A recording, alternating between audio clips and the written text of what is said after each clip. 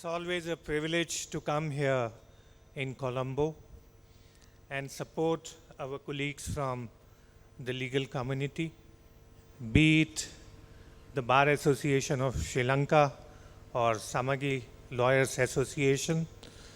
What I have always found is that the legal profession in Sri Lanka is very robust and active, and it's an honor to stand with the Sri Lankan bar colleagues on issues concerning rule of law and democracy.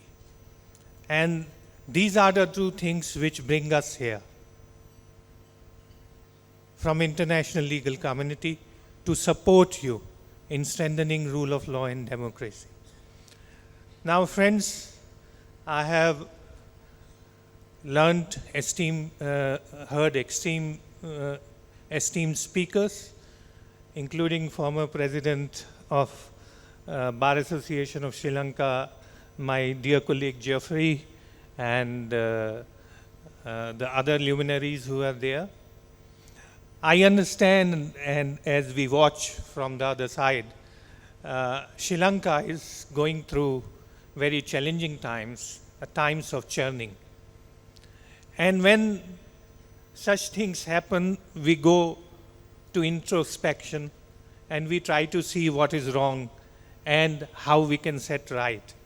And I think one of the ways which our professional colleagues have found here is to present a proposal of system change. Now, my own Bar Association of India, when it was formed, it was inaugurated by then President, who was the first President of Republic of India, Dr. Rajendra Prasad. And he quoted one Sanskrit shloka that called Yatha Raja Tatha Praja. As is the king, so be the kingdom or the governed. But he said, in democracy, the dynamics change. It is Yatha Praja Tatha Raja, because the Raja or the rulers will come from the people. So the primary responsibility, apart from discharging day-to-day legal services or responsibility we take for cases, for advices, is to create public opinion. Because as lawyers, we understand how systems of governance function, what laws there are, what constitution there is, and how they are to be operated, where there is abuse of law, where is there excessive exercise of power, where various organs of government are breaching the bounds of their limited power. And when we talk about framework for change, system change, our first understanding has to be, in an electoral democracy, the template is that a majority will govern. And constitution is a written document or a document of or a system of precedents, as it has evolved in each jurisdiction, is a document which limits the exercise of power and creates a system of balance of exercise of power. So here we are looking at two systems. One, how elections throw up a government which will govern for a certain period of time. There is a constitution which limits powers of different organs of state. The government is formed on the majoritarian principle. The laws and the constitutional framework tries to see how those majoritarian biases or preferences don't govern the entire country, which has both different interest groups, different communities, people at different economic level, the whole, conspectus of a society or people which make a nation. So that is where the journey from election to governance is mediated by a constitution. And that is what we are talking about. So here what is happening in terms of rule of law in democracy, there is a World Justice organization which carries out, which has developed a rule of law index. And worldwide, that index shows that there is a backslide of both democratic parameters and also governance parameters throughout the world since 2016. There has been a consistent backsliding, which means what is happening, that the electoral governments which are coming to power are exercising power or carrying out the governance on the basis of the majority they hold, a temporary majority they hold. And one more trend which has taken root is that till at least the last century, we used to celebrate rule of law, democracy, independence of judiciary. The outward effort was there that whenever government gets formed, it acted bipartisan within the rules to serve everybody, not just those who got elected. But a template has emerged throughout the world where now the appeal for election is not just that whom you are speaking to, who are your supporters, but also a new trend where you talk to your supporters, you send election messages to your supporters to the exclusion of others. Like in Europe, most of the right right-wing parties are coming on an appeal which is exclusivist on the issue of migration. And it is not the issue of illegal migration, it is mostly the issue of legal migration. You have allowed that migration through the legal channels, and now there is a resentment, and the whole electoral polity in Europe today is based on an appeal where you appeal to your voters, the core European native voters, that the migrants are a threat.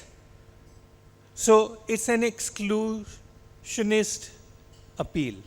That is where the rule of law is kind of finding itself in tremendous stress. And now that stress is going to increase because with the new data analysis, new other tools of technology which are there, they can pinpoint, the political parties can find out which are the segments voting for them, which are not voting for them, both geographically, caste-wise, race-wise, any other denomination-wise, they can find that. And for them then to code their message in the form to exclude others and find your own majority through that appeal is becoming state of art. These tools are helping them. So now the challenge world over, not just here in Sri Lanka, is that when the democracy, which is based on majority and majority appeal, and even the institutions are being reframed and populated with that kind of majoritarian template, how do you bring it back in the alignment as we understand the rule of law, which is based on equality, justice, fairness, equal opportunity? How to bring it back is a collective challenge, not just a challenge here in Sri Lanka. And that challenge we must face, and we must find answers to. Because without that, what we have believed so far as a democracy and rule of law will no longer exist. What we are having in the name of democracy is what is called an electoral autocracy. So, like, we had coronavirus which keeps on mutating. Right now, world over, democracy is mutating. And it is mutating towards not just majoritarian bias, it is moving towards an exclusionist template, which is destructive of everything you believe in the form of democracy, classic form of democracy, and rule of law. So, what are the answers? They are not easy to find. But we can start addressing the problems. And one of the problems is in Sri Lanka, which has brought all these other issues along. And that's how the popular anger imploded in Sri Lanka. That was the fiscal profligacy of the government. So apart from overall, you have to do tinkering to correct the fundamentals on the issues which are damaging in different ways.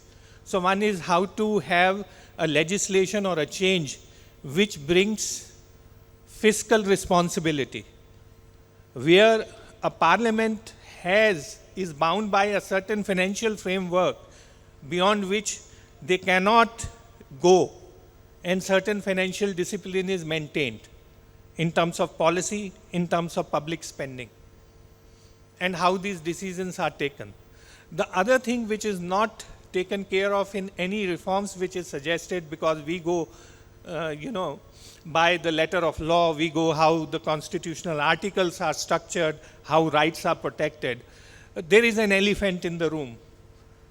We have politicians to blame.